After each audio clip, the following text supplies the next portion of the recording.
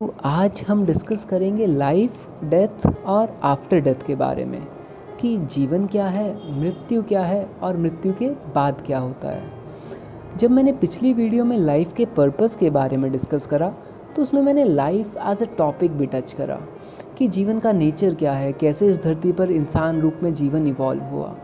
लेकिन वो एक पूर्ण ज्ञान नहीं था, एक कंप्लीट नॉलेज नहीं थी। वो तो सिर्फ एक फ्रैक्शन या एक आइडिया था जीवन के बारे में। और लगभग हर धर्म की किताब में, हर एक स्पिरिचुअल किताब में आपको इसके बारे में वर्णन मिल जाता है कि जीवन कैसे प्राप्त होता है, मृत्यु कैसे आती है और मृत्यु के बाद क्या होता है। और इसको जानना भी ज़रूरी है क्योंकि हर एक व्यक्ति जो भी कर्म कर रहा है वो या तो इस जीवन के सुधार के लिए कर रहा है या जीवन के बाद के समय के सुधार के लिए कर रहा है। तो जब हम हर कर्म इसी के लिए कर रहे हैं तो अगर हमें कंप्लीट नॉलेज होगी जीवन के बारे में और मृत्यु के बारे में तो हम अपने हर कर्म को और अच्छे से अलाइन कर पाएंगे और शायद और अच्छे से फलीभूत भी कर पाएँ। इसी के साथ हम स्टार्ट करते हैं। एक फंक्शन है टाइम और एनर्जी का, जिसमें टाइम एक वो स्पेस है जिसमें आपकी एनर्जीज होल्ड होती हैं और उसके अंदर फंक्शन करती हैं। जैसे ये पूरा ब्रह्मांड है, इसका एक चक्र है जिसमें ये एक्सपैंड होता है, फिर कॉन्ट्रैक्ट होता है और एक दिन कंप्लीट हो जाता है, यानी ख़त्म हो जाता है। वैसे ही हमारा जीवन होता है। हमारे जीवन की शक्तियाँ पहले और ज़्यादा मजबूत होती जाती हैं, फिर धीरे धीरे क्षीण होती जाती हैं, कमज़ोर होती जाती हैं और एक दिन चली जाती हैं। और इसमें समय वो जगह होती है जिसके अंदर वो शक्तियाँ, हमारे जीवन की शक्तियाँ एक साथ एकत्रित होकर रहती हैं और उसके अंदर कर्म करती हैं। अब एनर्जी क्या है? एनर्जी या शक्ति वो कैपेबिलिटी है जो हमें कर्म करने के लायक बनाती है। अब वेदों में कर्मों को 3 तरह से कैटेगराइज किया गया है, यानी हम अपनी एनर्जी से 3 तरह के कर्म कर सकते हैं। एक है सात्विक कर्म, तो जो कर्म किसी दूसरे की भलाई के लिए करा जाए, किसी दूसरे के लिए करा जाए, जिसमें हमारे मन में प्रेम का या फिर कंपैशन का, ह्यूमिलिटी का ये भाव प्रबल हो और हम उसमें कर्म करें तो वो सात्विक कर्म होता है। उसके बाद जो कर्म हम अपने खुद के स्वार्थ के लिए करें वो राजसिक कर्म होता है। और तीसरा, जो कर्म हम किसी दूसरे को नुकसान पहुंचाने के लिए करें, किसी दूसरे को दुख या तकलीफ़ देने के लिए करें, वो तामसिक कर्म होता है। ऐसे कर्म में वो जो 10 बुराइयां हैं, काम, क्रोध, लालच, ये सारी ये हमारे मन में प्रबल होती हैं और हमसे कर्म करवाती हैं। अब समय के बारे में जान लिया और शक्ति के बारे में भी जान लिया, लेकिन ये दोनों साथ मिलकर कैसे चलते हैं, तो इसको जानना ही सबसे मुश्किल है। और इसको समझाने के लिए मैं एक एग्ज़ाम्पल लेता हूँ। आप इमेजिन करो लाइफ एज अ पेंटिंग, अपने जीवन को एक चित्र की तरह इमेजिन करो। अब उस चित्र में जो शीट है जिस पर चित्र ड्रॉ होता है, जिस पर हम ड्राइंग करते हैं, वो समय होता है। अब समय हमेशा लिमिटेड होता है, जैसे कि वो जो शीट है जिस पे हमें ड्राइंग करनी होती है वो लिमिटेड होती है। हाँ, हमें ये पहले से पता नहीं लगता है कि कितना समय है, लेकिन वो लिमिटेड होता है। और साथ ही जो वो लाइफ की शीट है, जो कि समय है, उसका अपना एक टेक्सचर होता है। जैसे आपकी जो ड्राइंग शीट है वो या तो खुरदरी हो सकती है या बहुत ही स्मूथ हो सकती है। वैसे ही जिस समय किसी का जन्म होता है और वो अपना जीवन व्यतीत करता है, वो समय या तो बहुत ही स्मूथ हो सकता है, वो किसी अच्छे समय अपना जन्म ले सकता है।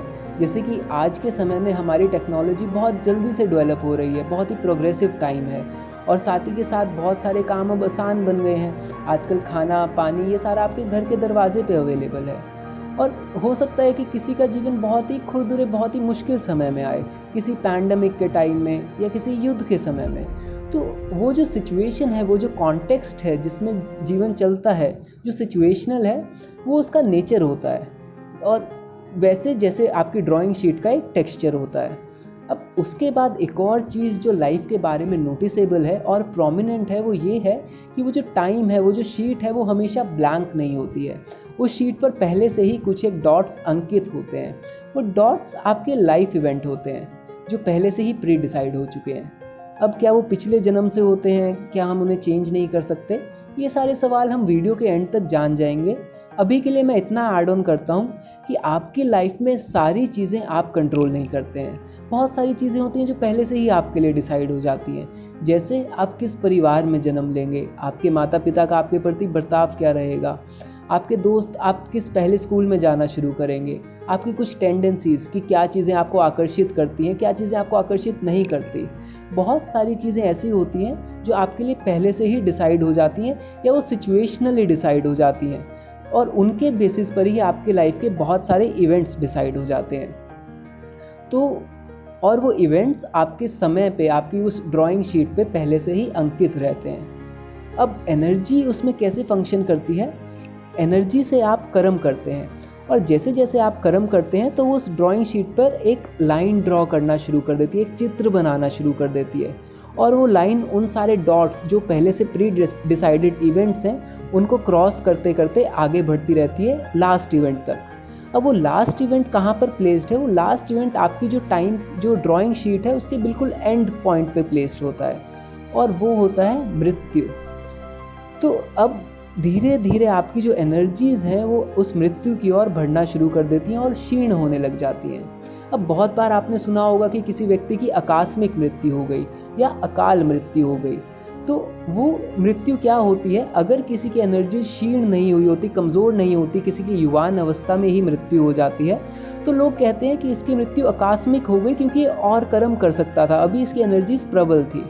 लेकिन एक बात जो नोटिस करने की थी कि वो जो एंड पॉइंट होता है वो हमेशा ही जो वो समय की शीट है, वो जो समय हमारे पास है जीवन जीने के लिए, उसके बिल्कुल अंत में प्लेस्ड होता है। तो चाहे आपकी एनर्जीज पूरी तरह कमज़ोर ना हुई हो, पूरी तरह चली ना गई हो, लेकिन उस समय के बाद वो आपकी एनर्जीज एक जगह होल्ड नहीं रह सकती हैं और वो छूट जाती हैं।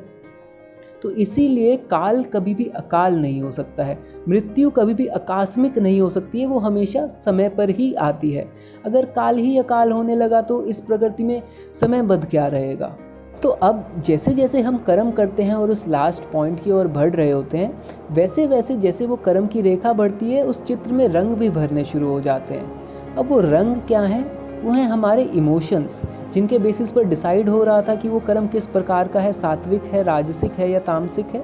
वो हमारे जीवन के चित्र में रंग भरना शुरू कर देते हैं, और जितना सात्विक कर्म होता है उनका उतना ही हल्का रंग होता है, उसका उतना ही हल्का प्रभाव होता है हमारे चित्त पर, हमारी कॉन्शियसनेस पर या हमारी चेतना पर। और जितना तामसिक कर्म होता है उसका उतना ही गहरा प्रभाव होता है हमारे उस जीवन के चित्र पर और साथ ही के साथ हमारी चेतना पर, और वो हमें इस जीवन के साथ और बांधता जाता है। ये नहीं कि वो हमारे जीवन में हमारे जीने की समय लंबी करता जाता है, लेकिन वो हमें अपने कर्मों के साथ बांधता जाता है, उन कर्मों के फल के साथ बांधता जाता है। और इसी के साथ हमारी जो पेंटिंग है उसमें वो रंग भरते जाते हैं, और जब तक वो अंत समय तक पहुंचती है तो वो पेंटिंग में रंग ही प्रभावशाली रहते हैं। जैसे अगर आपने किसी प्रोफेशनल पेंटर की पेंटिंग देखी होगी तो उसमें वो लाइन नहीं दिखती है जो उसने सबसे पहले ड्रॉ करी होगी, बल्कि वो रंग दिखते हैं, और रंग ही प्रभावशाली रहते हैं जो उसने अपने चित्र में भरे होते हैं। वैसे ही जीवन के चित्र में भी वो लाइन नहीं दिखती है कि आपने अपने जीवन में क्या कर्म करे, वो कितने अच्छे कर्म थे, आपने कितना बड़ा बिजनेस इस्टेब्लिश कर लिया, या आप कितने बड़े घर में रहे, या कितनी बड़ी गाड़ी में घूमे, ये इससे कोई फ़र्क नहीं पड़ता है। लास्ट में जो इफ़ेक्ट देता है वो देता है इमोशन के वो रंग जो आपने अपने चित्र में भरे होते हैं, जिससे आपने अपने कर्म किए होते हैं।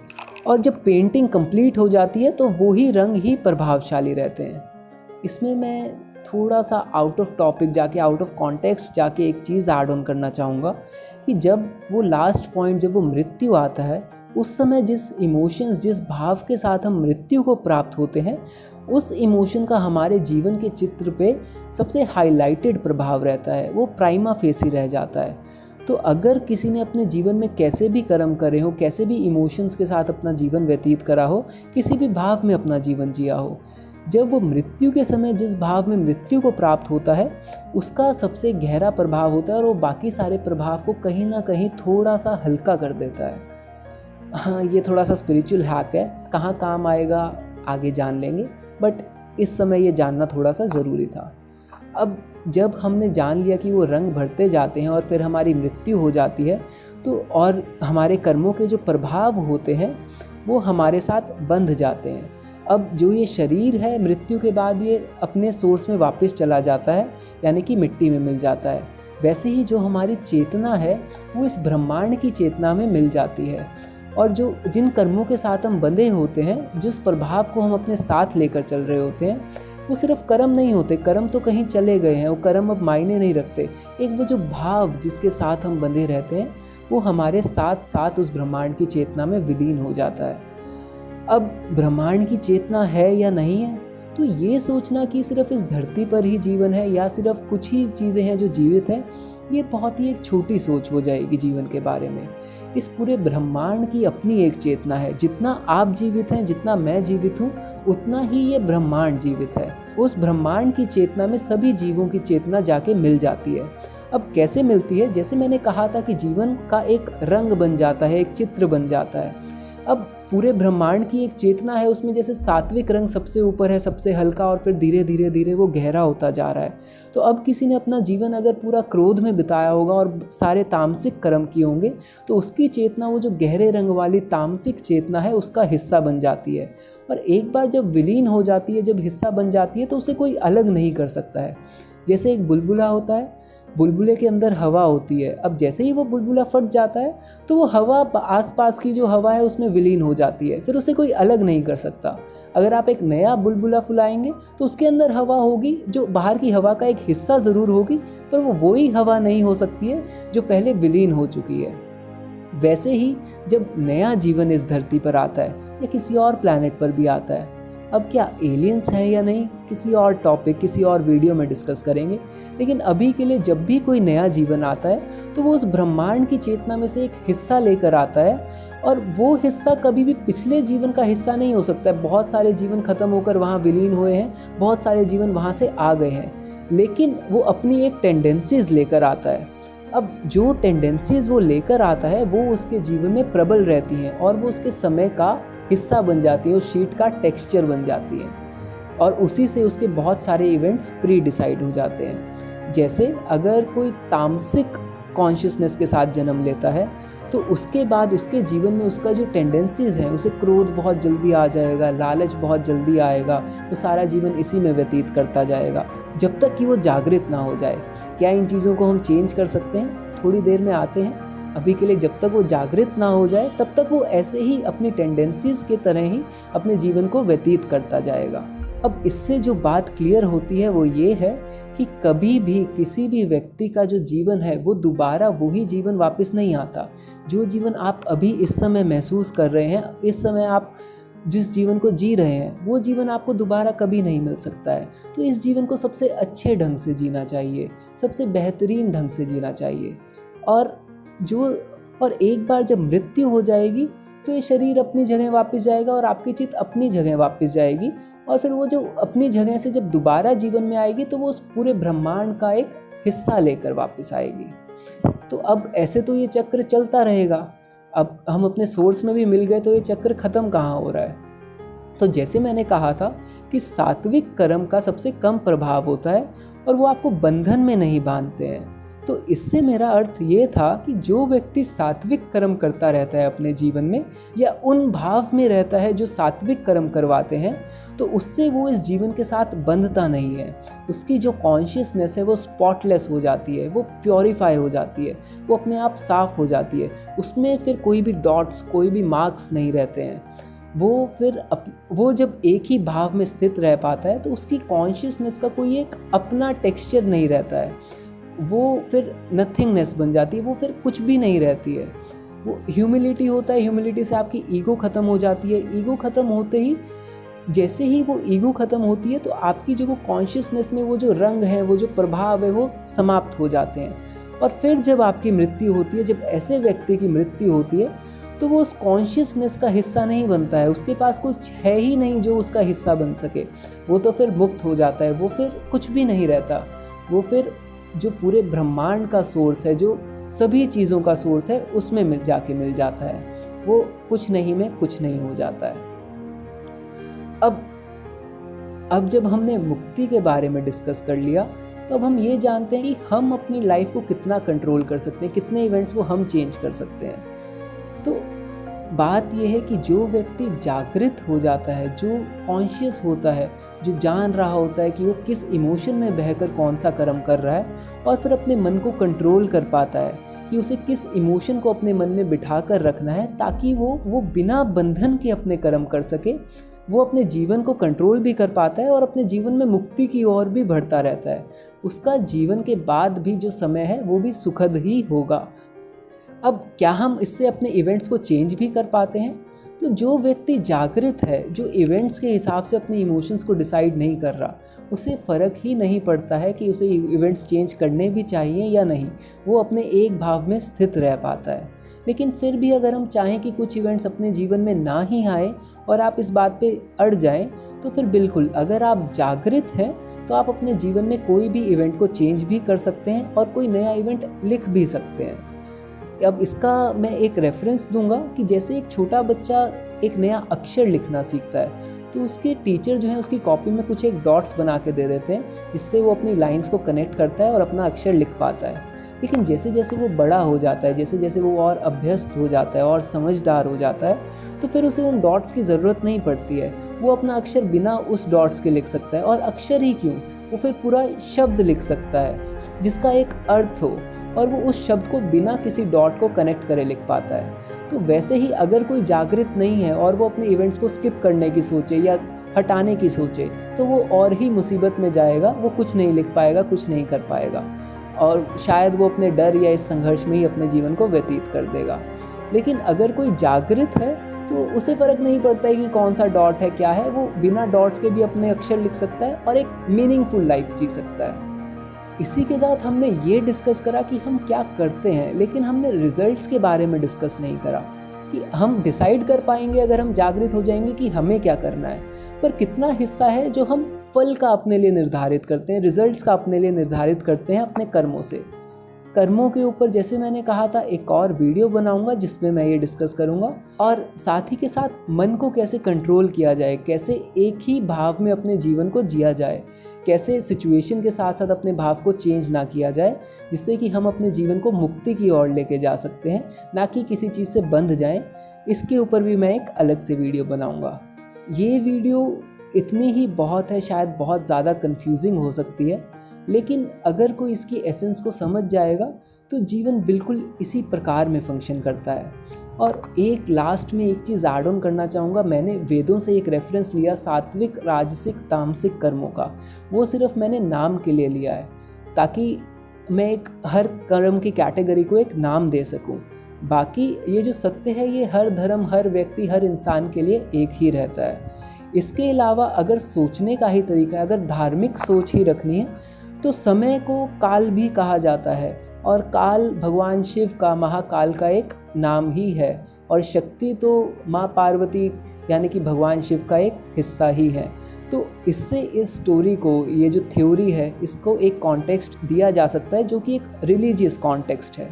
लेकिन अगर ऐसा कॉन्टेक्स्ट हम देते हैं तो हम और जो बातें हैं और जो स्टोरीज़ हैं उसमें कंफ्यूज हो जाते हैं। हमारा मन सत्य को नहीं देख पाता है, बल्कि कहानियों में कहीं भटक जाता है। इसलिए मैंने ये कॉन्टेक्स्ट नहीं दिया।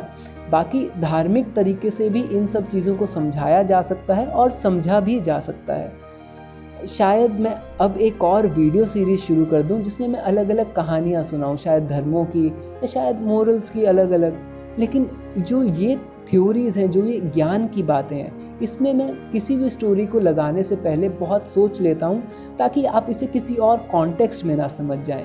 और जो मैंने पेंटिंग का एग्जाम्पल दिया, शायद हो सकता है कि किसी और कॉन्टेक्स्ट में देखें तो ये फिट ना रहे, लेकिन जिस कॉन्टेक्स्ट में इसका मेंशन था उस कॉन्टेक्स्ट में ये बिल्कुल सही तरीके से जीवन और जीवन का जो रूल्स हैं, रेगुलेशंस है, जिससे ये अपना कर्म करता है, जिससे ये चलता है, इसका जो चक्र चल रहा है, उसको बहुत ही अच्छे से डिफाइन कर पाता है। साथ ही के साथ इसके टॉपिक के बारे में जानने के लिए इसके बारे में बहुत सारी नॉलेज है, लगभग हर धर्म की किताब में, जैसे मैंने कहा था, लिखा हुआ है। लेकिन इसके बारे में क्लैरिटी लाने के लिए आपको एक खुली सोच के साथ इसके बारे में सोचना होता है और अपने एक्सपीरियंस से इसके बारे में और जानना होता है, जब तक कि ये आपके मन में बैठ ना जाए और आपके लिए सत्य ना बन जाए। और साथ ही के साथ एक कहानी सुन लेना या पढ़ लेना एक बात होती है, जब तक आपके मन में जो डाउट्स आते हैं इसके बाद वो आप पूछ ना पाएँ या उन्हें क्लैरिफाई ना कर पाएँ, तब तक इसका कोई मतलब नहीं रहता। तो ऐसा तो मेरे पास कोई टूल नहीं है जिससे मैं आपके साथ और कनेक्ट कर पाऊँ या बातें कर पाऊँ डायरेक्टली। लेकिन हाँ, अगर आपका कोई भी डाउट है, आप कमेंट बॉक्स में ज़रूर मेंशन कर देना, मैं उसका ज़रूर रिप्लाई करूँगा। और साथ ही के साथ अगर आपका कोई सजेशन है, आप उसमें कुछ ऐड ऑन करना चाहते हैं, कुछ बताना चाहते हैं, तो वो भी आप ज़रूर कमेंट बॉक्स में मेंशन कर देना, तो उसे जान के मैं बहुत ही ज़्यादा खुश होऊंगा। इसी के साथ हम अगली वीडियो में मिलते हैं फिर।